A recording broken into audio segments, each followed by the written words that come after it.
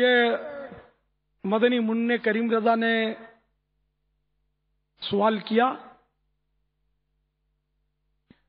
نیکی کی دعوت کے لیے اسلامی بہنیں باہر نکل دی تو انہیں اور اسلامی بہنیں کہتی تو میں اسلامی بہنوں گھر میں رہنا چاہیے.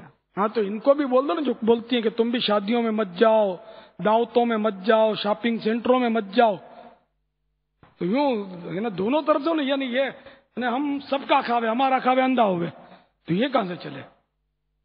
اور جیسے کہ وہ تو خیر تو اسلامی بہنیں جو نیکی کی دعوت کے لیے اگر جاتی ہیں شریعت کے دائرے میں رہ کر پردے کی تمام تر قیودات کے ساتھ اگر نیکی کی دعوت دیتی ہیں تو اس میں کیا حرج ہے گھر سے نکلنے میں. تو آج کل تو نکلتی ہیں نا ساری، تقریباً سب عورتیں نکلتی ہیں. تو یہ تو ماشاءاللہ ہماری اسلامی بہنیں تو پردے میں نکلتی ہیں نا، تو شرعی پردے کے ساتھ نکلنے میں کوئی واندھا مضائقہ نہیں ہے، جبکہ شرعی اجازت سے نکلیں، قیودات کے ساتھ نکلیں. واللہ تعالی اعلم ورسولہ اعلم عز وجل وصلی اللہ تعالی علیہ وآلہ وسلم. صلوا علی الحبیب صلی اللہ تعالی علی محمد. کون سا ٹائم رکھے پاپا؟ مدنی منوں کی غیبت کا تو یار نعرہ تو سے بہت پیارے لگتے ہیں. مدنی منیا مجھے ایک نیا ہے. ہاں وہ بھی دکھا دو. غیبت کے خلاف اعلان جنگ جاری رہے گی، نہ غیبت کریں گے نہ غیبت سنیں گے انشاءاللہ عز وجل. محبتوں کے چور چغل خور قفل مدینہ لگا رہے گا انشاءاللہ عز وجل. ماشاءاللہ. تو مدنی منیا بھی دکھا دو. کے خلاف جنگ جاری رہے گی نہ انشاءاللہ غیبت کریں گے نہ غیبت سنیں گے انشاءاللہ عز وجل. محبتوں کے چور چغل خور قفل مدینہ لگا رہے گا انشاءاللہ عز وجل. قفل مدینہ لگا رہے گا انشاءاللہ عز وجل.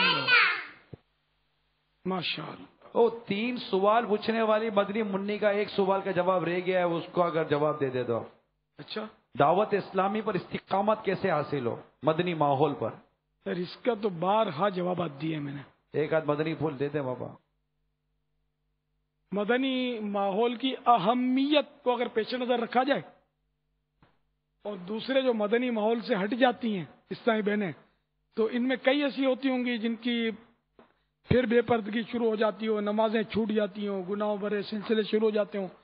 تو اس بات کو پیش نظر رکھیں گی تو انشاءاللہ مدنی ماحول میں استقامت پانا آسان ہو جائے گا. اور سب سے پہلی بات یہ کہ اللہ سے دعا بھی کرتی رہیں کہ اللہ تعالیٰ ہمیں مدنی ماحول میں استقامت بخشے.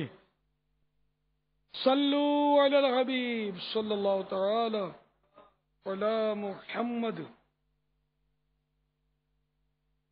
حضرت سیدنا عبداللہ بن عمرو بن عاص رضی اللہ تعالی عنہما فرماتے ہیں جو یہ دعا سبحانک اللہم و بحمدک لا الہ الا انت استغفرک و اتوب الیک کسی مجلس سے اٹھتے وقت 3 مرتبہ پڑھے تو اسی خطائیں مٹا دی جاتی ہیں، اور جو مجلس خیر و مجلس ذکر میں پڑھے تو اس کے لیے خیر یعنی بھلائی پر مہر لگا دی جائے گی. وہ دعا یہ ہے، آپ بھی پڑھ لیجیے. سبحانک اللہم و بحمدک لا الہ الا انت استغفرک و اتوب الیک. سبحانک اللہم و بحمدک لا الہ الا انت استغفرک و اتوب الیک. سبحانک اللہم و بحمدک لا الہ الا انت